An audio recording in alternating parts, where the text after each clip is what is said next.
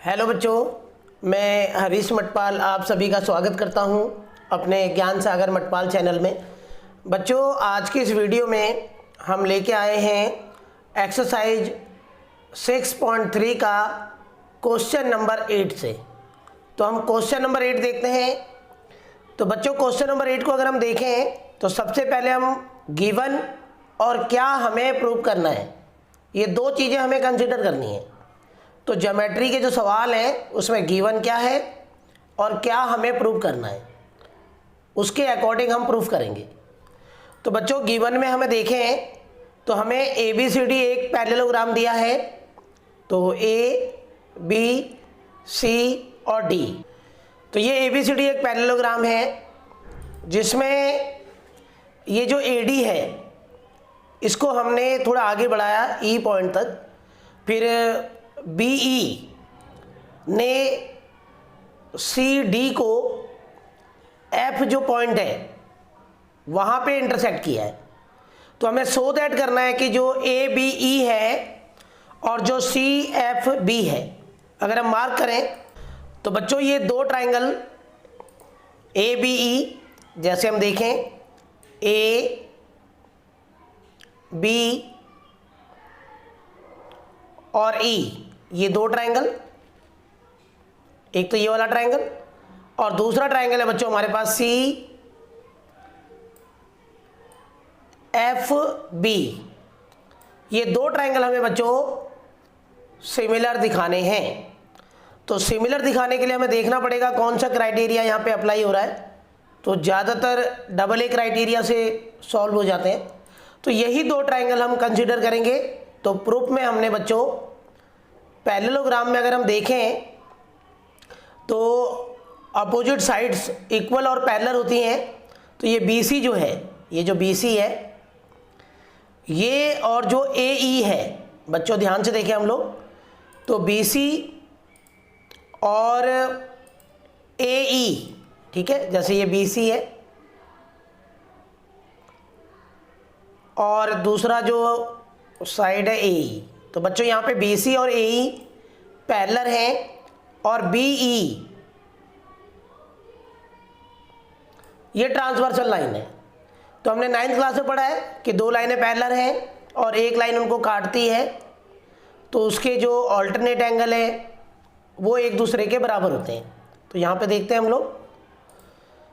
तो यहाँ पे अगर हम बात करें तो एंगल 1 एंगल 2 के बराबर है, क्योंकि एंगल 1 और 2 जो है यहाँ पे वो ऑल्टरनेट एंगल है।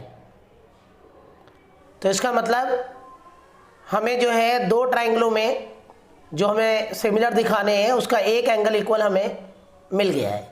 उसी प्रकार से हम बात करते हैं एंगल 3 और एंगल 4 भी एक दूसरे के बराबर है। क्यों? क्योंकि जो पैरेललोग्राम है ABCD, इसके जो अपोजिट एंगल्स हैं एंगल 3 और बच्चों एंगल 3 के अपोजिट होगा एंगल 4। तो पैरेललोग्राम के अपोजिट एंगल्स बराबर होते हैं। तो एंगल 3 इक्वल टू एंगल 4। अब जो दो ट्राइंगल हमें सिमिलर दिखाने हैं ABE और CFB, ये दो ट्राइंगल हमने लिए और इनके दो कॉरस्पॉन्डिंग एंगल अगर हम देखें ABE, तो बच्चों ये ABE जो है इसमें दो एंगल हैं, एंगल 4 और एंगल 2। और इधर देखें हम लोग CFB, इसके अंदर भी दो एंगल है 1 और 3। तो ये कॉरस्पॉन्डिंग एंगल्स बराबर हैं। इसलिए बच्चों ये दोनों ट्राइंगल ABE और CFB, ये दोनों ट्राइंगल सिमिलर हैं AA क्राइटेरिया। क्योंकि ट्राइंगल ABE में आप ध्यान से देखना एंगल 2 और 4 आ रहे हैं, और जो ट्राइंगल है CFB इसमें अगर आप देखोगे तो इसके अंदर दो एंगल 1 और 3 हैं। तो कॉरस्पॉन्डिंग एंगल्स बराबर हैं, इसलिए ये दोनों ट्राइंगल सिमिलर हैं।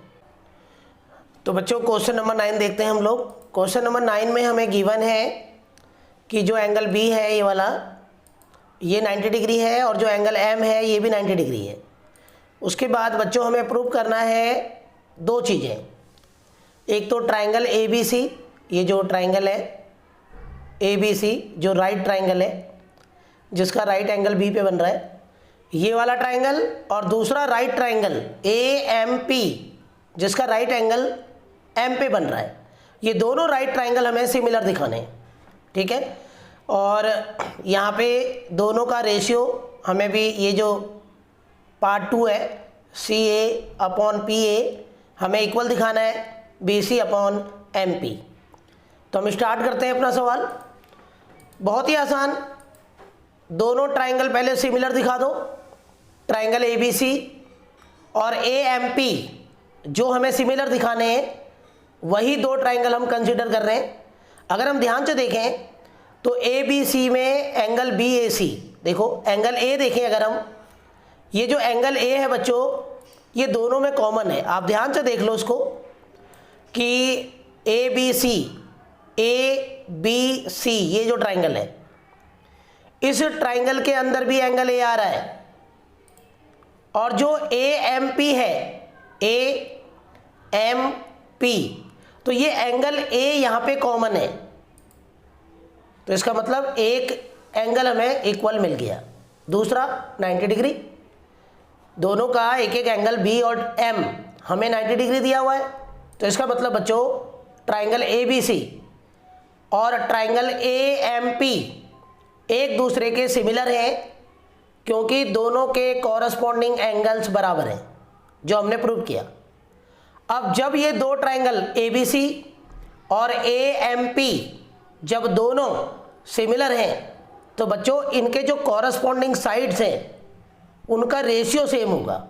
तो कॉरस्पॉन्डिंग साइड्स, जैसे हमने क्या किया, ABC में ट्राइंगल ABC का जो हाइपो है AC वो लिया, और जो दूसरा ट्राइंगल है AMP उसका भी हाइपो है AP, क्योंकि ये 90 डिग्री है, इसके सामने हाइपोटेन्यूज होगा।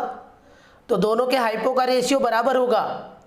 दोनों का जो बेस है BC और उसका बेस हमने ले लिया MP, ये इनके बराबर होगा। और बच्चों यही हमें प्रूव करना था सेकंड पार्ट में।